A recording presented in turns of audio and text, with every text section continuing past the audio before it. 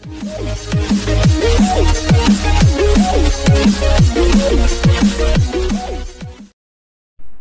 Friends, எல்லாருக்கும் வணக்கம். இப்போ நம்ம க்ரோஷா ஒயர் எப்படி சிக்கில்லாமல் சுற்றுறது அப்படின்றத தான் பார்க்க போகிறோம்.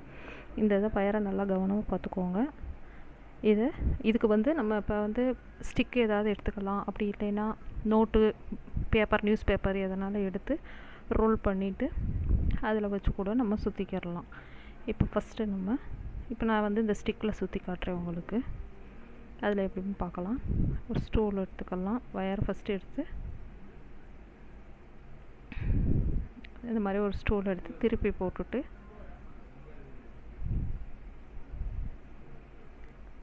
வயர் இந்த மாதிரி முறுக்காக இருக்கும். பார்த்தீங்கன்னா இதில் பார்த்தா ஒரு இடத்துல முடிச்சு போட்டிருப்பாங்க. அந்த சுற்றின சென்ட்ரு கரெக்டாக பார்த்து அந்த முடிச்சுக்கு வயர் தனியாக கட்டியிருப்பாங்க. ஒரு சில இதில் ஜாயிண்ட் வர ஃபஸ்ட்டு எண்டையும் ஸ்டார்டிங் வயரையும் சேர்த்து கூட சுற்றி வச்சுருப்பாங்க. அந்த இடத்த கரெக்டாக எக்ஸ்ட்ரா வயர் இல்லாமல் பார்த்து பிரித்து நம்ம ஸ்டூலில் சுற்றி வச்சு இந்த மாதிரி எடுத்து வச்சுட்டு பிரித்து வச்சுட்டு அந்த முடிச்சு போட்டிருக்கிறத பிரிச்சுட்டு கரெக்டாக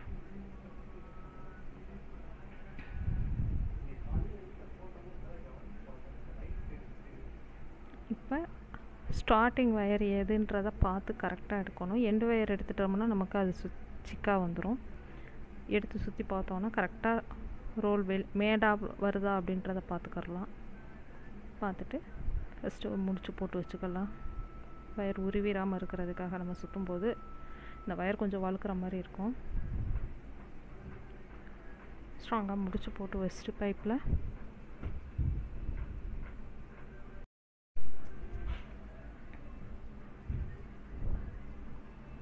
ஒரு 2-3 முடிச்சு போட்டுக்கலாம்.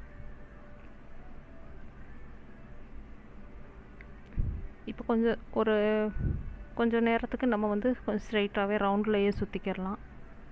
கொஞ்சம் ஸ்ட்ராங்காக டைட்டாக சுற்றிக்கோங்க. அப்போ தான், இல்லைன்னா உருவிட்டு வந்துடும். நம்ம பின்னும்போது வந்து கொஞ்சம் அப்படியே லூஸ் கொடுக்கும். வயர் உருவிச்சுன்னா சிக்காயிரும். அப்படியே மொத்த வயர் உருவிட்டு வந்துடும். அதனால் கொஞ்சம் கெட்டியாக டைட்டாக சுற்றிக்கோங்க.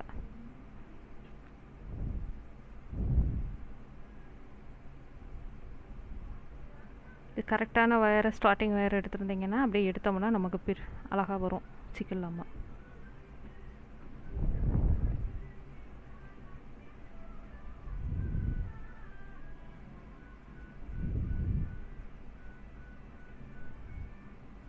ஓரளவுக்கு கொஞ்சம் இப்படி நம்ம ஸ்ட்ரைட்லேயே ஸ்ட்ராங்காக சுற்றிட்டு அதுக்கப்புறம் இந்த மாதிரி கிராஸில்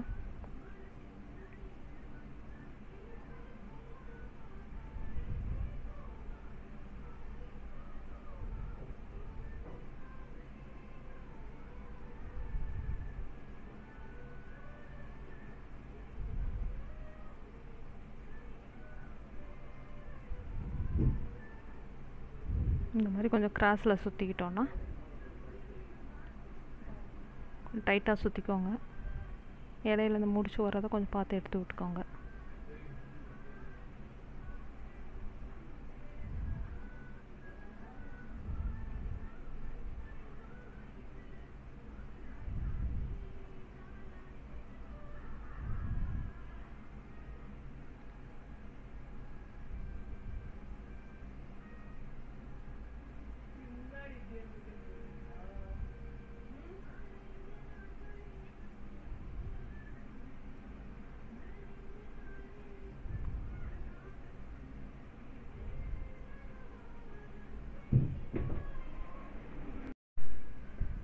இந்த வயரில் வந்து நம்ம கூட பின்னணுன்னா சீக்கிரத்தில் நமக்கு டேமேஜ் ஆகாது.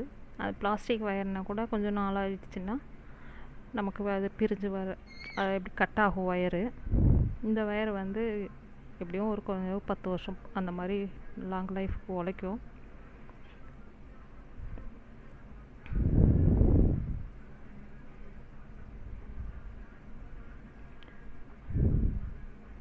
நமக்கு என்னென்ன கலர் ஜாயின் பண்ணி பின்ன போகிறோமோ அந்த கலர்களை ஃபஸ்ட்டு இதை மாதிரி சுற்றி எடுத்து வச்சுக்கிட்டோம்னா நமக்கு பின்னும்போது ஈஸியாக இருக்கும்.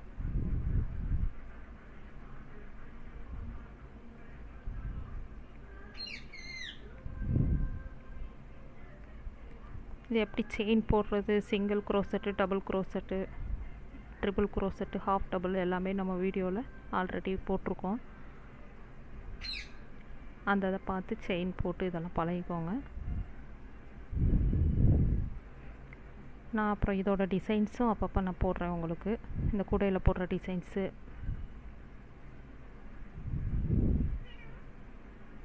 லெட்டர்ஸு, ஏபிசிடி லெட்டர்ஸு, மாதிரி நிறைய டிசைன்ஸ் இருக்குது.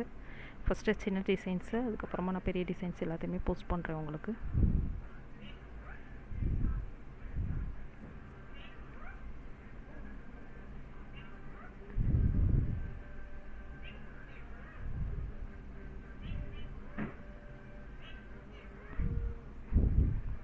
அவ்வளோதான். இன்னும் ஒரு 2 லைன் தான் இருக்குது நமக்கு. அதை சுற்றிட்டு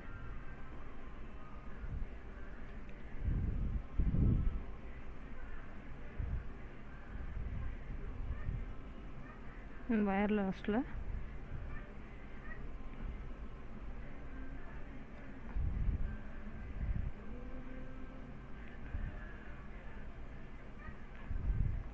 சுற்றி ஒரு முடிச்சு போட்டு வச்சுக்கலாம். நம்ம உருவிடாமல் இருக்கிறதுக்கு நம்ம பின்னும்போது வந்து சேஃப்டி பின்னு வச்சு கூட லாக் பண்ணிக்கலாம்.